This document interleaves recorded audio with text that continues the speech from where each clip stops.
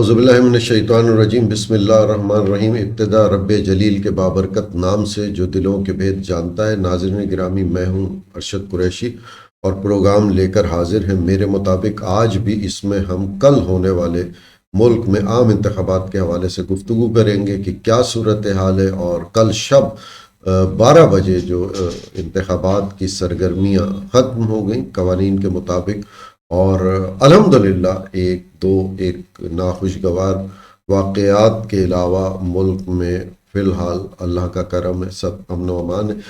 یہ اپنی تاریخ کے ایک منفرد الیکشن ہونے جا رہے ہیں۔ یہ آج تک جتنے انتخابات ہوئے ہیں ان سے بالکل مختلف اور بہت بڑے انہیں کہا جا سکتا ہے۔ 2024 کے انتخابات ملکی تاریخ کے سب سے بڑے انتخابات ہونے جا رہے ہیں۔ اس کو میں بڑا انتخابات کیوں کہہ رہا ہوں، کچھ اعداد و شمار سے آپ کے گوش گزار کرنا چاہوں گا۔ ملکی آبادی اور رجسٹرڈ ووٹر کی اہمیت ہے۔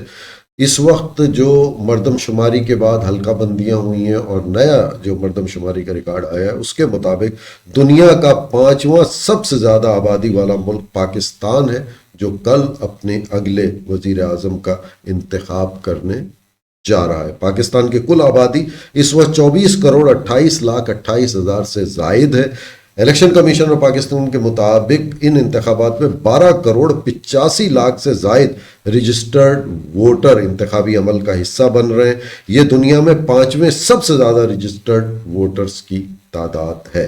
قومی اسمبلی کی 266 نمائندوں کو منتخب کر کے 16ویں پارلیمنٹ کی تشکیل دی جائے گی۔ اس سے قبل 2018 کے انتخابات میں رجسٹرڈ ووٹوں کی تعداد 10,60,00,000 سے زائد تھی، جبکہ یہی تعداد 2013 میں 8,61,00,000 تھی۔ تو اس وقت یہ تعداد 2 کروڑ کی بڑھی ہے، اور 2 کروڑ جو ووٹر بڑھا ہے وہ ظاہر ہے پہلا ان کی رجسٹریشن ہوتی ہے، ان کی زندگی میں پہلے انتخابات ہوتے ہیں، ایک جوش خروش ہوتا ہے زندگی کا پہلا تجربہ کے لیے کہ ہم ووٹ ڈالیں گے۔ تو یہ تعداد 2 کروڑ کی ہے، جو 18 سے 30 سال کے درمیان نوجوانوں کی ہے، اور یہ بڑے فیصلہ کن ووٹ ہوں گے یہ جو ووٹ ڈالنے جا رہے ہیں۔ تو اس طرح یہ پاکستان کی تاریخ میں سب سے بڑے انتخابات ہونے جا رہے ہیں۔ ایک ماروثی سیاست کا اگر بات کریں گے، ماروثی سیاست کی، تو ہمارے ملک میں یہ ضرور نظر آتا ہے۔ 12 کوشش کی گئی، کوئی نہ ہی انٹرا پارٹی، سچ پوچھیں تو کسی بھی پارٹی میں قانون کے مطابق نہ ہی کوئی انٹرا پارٹی الیکشن ہوتا ہے، ماں سوائے چند تنظیموں کے، جس میں اکثر 1-2 تنظیموں کا بالخصوص ذکر کر دیتا ہوں۔ اس کے علاوہ کسی بھی تنظیموں میں انٹرا پارٹی الیکشن کا بالکل کوئی رجحان نہیں ہے، اور جدی پشتی خاندانی چلے آ رہے پراجما ہیں ان عہدوں پر۔ اسی طرح ان الیکشنوں میں یہی ماروثی سیاست کی چھاپ کہاں نظر آتی ہے، آئیے اس میں دیکھتے ہیں۔ آپ کے ایک چارٹ میں نے مرتب کیا ہے، وہ آپ کے گوش گزار کرتا ہوں۔ گجرات سے چودھری ظہور الہی صاحب کے 4 پوتے، سالک حسین، شافع حسین، حسین الہی اور موسیٰ الہی، پھر ان کی 2 صاحبزادیاں کیسر الہی اور سمیرہ الہی، 2 داماد پرویز الہی اور میجر ریٹائرڈ طاہر صادق، جبکہ 2 نواسیاں بھی بسمہ بڑائچ اور ایمان طاہر بھی اس الیکشن کا حصہ بن رہی ہیں۔ نوشیرہ سے اگر خٹک خاندان کی بات کریں تو پرویز خٹک صاحب خود، ان کے 2 بیٹے ابراہیم اور اسماعیل خٹک، جبکہ داماد عمران خٹک بھی انتخابات کا حصہ بن رہے ہیں۔ مفتی محمود مرحوم کے 3 بیٹے مولانا فضل الرحمان، مولانا لطف الرحمان اور مولانا عبید الرحمان، جبکہ ان کے 2 پوتے مولانا اسد محمود اور مولانا اسجد محمود بھی 6 نشستوں پر امیدوار ہیں۔ جبکہ قصور کے رانا پھول کے بیٹے رانا محمد اقبال خان، ان کے 3 بھتیجے رانا حیات خان، رانا اسحاق خان، رانا اسلم خان، جبکہ رانا حیات کے بیٹے رانا سکندر حیات اور رانا اسلم خان کے بھتیجے رانا تنویر ریاض بھی انتخابی میدان میں اترے ہوئے۔ اگر لاہور کا ذکر کریں تو ملک شفیق کھوکر کے 2 بھائی، سیف الملک کھوکر सैफ उल मलूक खोखर और मलिक अफजल खोखर और उनके बेटे इमरान शफी खोखर और भतीजा फैसल खोखर भी 4 नशिस्तों पर उम्मीदवार हैं। खारियां से अगर चलें तो आबिद रजा और उनके 4 भाई शब्बीर रजा, नईम रजा, शाहिद रजा और मोहम्मद अली रजा 6 हलकों से इंतखाबात लड़ रहे हैं, जबकि साबिक वजीर आला अकरम खान दुरानी बन्नू से सूबाई असम्बली की 2 नशिस्तों पर किस्मत आजमाई कर रहे हैं और उनके साहबजादे जाहिद अकरम दुरानी जमीयत उलमा इस्लाम फजलुर रहमान ग्रुप के एक ही टिकट पर कौमी असम्बली की सीट जीतने के उम्मीदवार हैं। पिशावर से अरबाब फैमिली में भी मोरसी सियासत का असर नजर आया। साबिक वजीर आला अरबाब जहांगीर मरहूम के फर्जंद साबिक वफाकी वजीर अरबाब आलमगीर और उनकी अहलिया आसमा आलमगीर दोनों इलेक्शन में हिस्सा ले रहे हैं। अरबाब आलमगीर के बेटे अरबाब जर्क खान पिशावर से सूबाई असम्बली के नशिस्त के उम्मीदवार हैं, जबकि आज़ाद उम्मीदवार जो पीटीआई जिनको सपोर्ट कर रही है उनके भी ख़ानदानी सियासत में कुछ असरात नज़र आ रहे हैं। उनमें सदर जो सूबाई सदर है तहरीक इंसाफ के अली अमीन गंडापुर, उन्होंने अपने भाई फैसल अमीन को इलेक्शन में खड़ा किया है, जबकि साबिक कौमी असम्बली के स्पीकर असद कैसर और उनके भाई आकिबुल्ला भी सवाबी से पीटीआई के टिकट पर मैदान में, जबकि पीटीआई के रहनुमा उमर अयूब और उनके कई कज़न भी कौमी असम्बली की नशिस्तों पर किस्मत आजमाई कर रहे हैं। नवाज लीग के अमीर मुकाम और उनके भाई डॉक्टर आबाद सवात और शांगला से खड़े हैं। कौमी वतन पार्टी के सरबराह आफ्ताब अहमद खान शेरपाव और उनके बेटे इस्कंदर शेरपाव भी इलेक्शन में हिस्सा ले रहे हैं।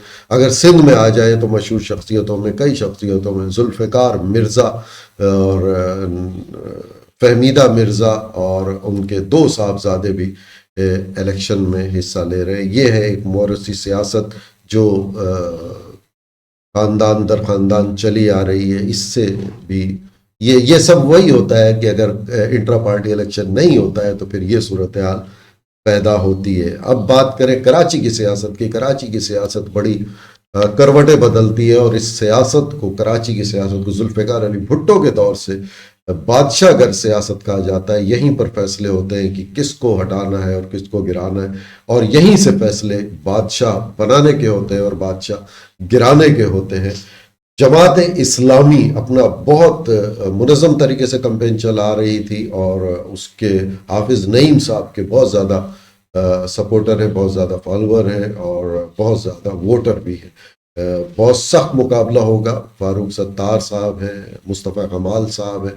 यहाँ पर एक बात कि अवामी नेशनल पार्टी और MQM ये 2 हरीफ थे जो अब एक दूसरे के बहुत करीब आ गए हैं और सीट एडजस्टमेंट हुआ है, और ये कराची के लिए पश्तून और उर्दू बोलने वाले जो लोग हैं उनके दरमियान एक बहुत बेहतरीन बात हुई है और ये अमन के लिए एक बहुत अच्छा कदम है। लेकिन एक जो अपसेट आया है वो ये आया है कि MQM इंटरनेशनल ने भी अपने आज़ाद उम्मीदवारों का ऐलान कर दिया है, जिन्होंने अपने होने का और अपने वजूद का एहसास दिलाया है कराची के हर हलके में, सूबाई में, और कराची और हैदराबाद के और कौमी और सूबाई के दोनों में। लेकिन यहाँ जो एक सोचने की बात है कि अगर पाकिस्तान तहरीक इंसाफ जो बैंड नहीं हुई है, जो रजिस्टर्ड जमात है, आज भी उसकी रजिस्ट्रेशन है, सिर्फ उससे इंतखाबी निशान वापस लिया गया है कुछ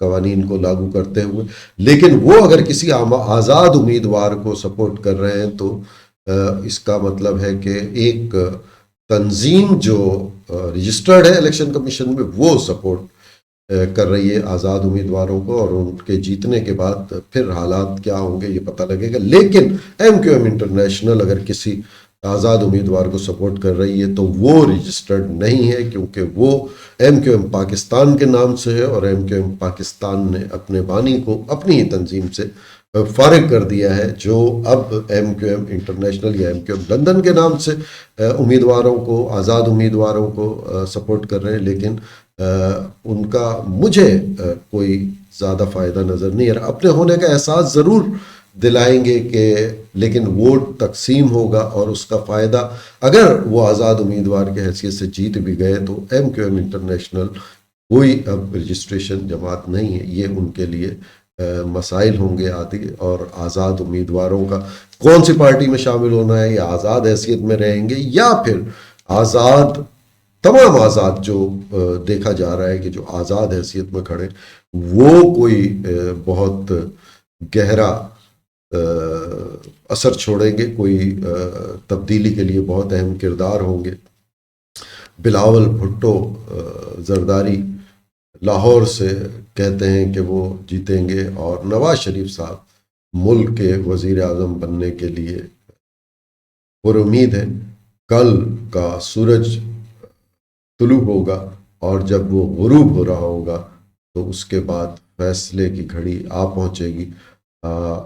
الیکشن، عام انتخابات، سیاسی تنظیموں سے وابستگی سب اپنی جگہ، ووٹ آپ ضرور دیں، آپ اپنے پسند کے نمائندوں کو دیں، آپ اپنی کسوٹی پہ اس کو پرکھیں، آپ اپنی مرضی سے ووٹ دیں جسے دینا ہے، لیکن ووٹ ضرور دیں، اپنا ووٹ ضائع نہ ہونے دیں۔ ممکن ہے آپ نے اپنے ذہن میں کسی ایک امیدوار کو اپنا بہتر سمجھا ہو، لیکن اگر آپ اسے ووٹ نہیں دیں گے تو اس کے مد مقابل ممکن ہے ایک ووٹ کے اضافے سے جیت جائے۔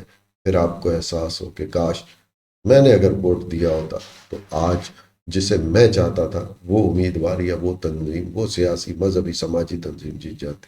اپنا ووٹ ضرور دیجیے، کسی کے کہنے پہ نہیں، اپنی مرضی سے اپنا فیصلہ کیجیے۔ آپ باشعور ہیں، آپ فیصلہ کیجیے کہ آپ کس کو بہتر سمجھتے ہیں اور کس کو ووٹ دینا، لیکن ووٹ دینے ضرور نکلیں، ووٹ اپنا ضرور دیں۔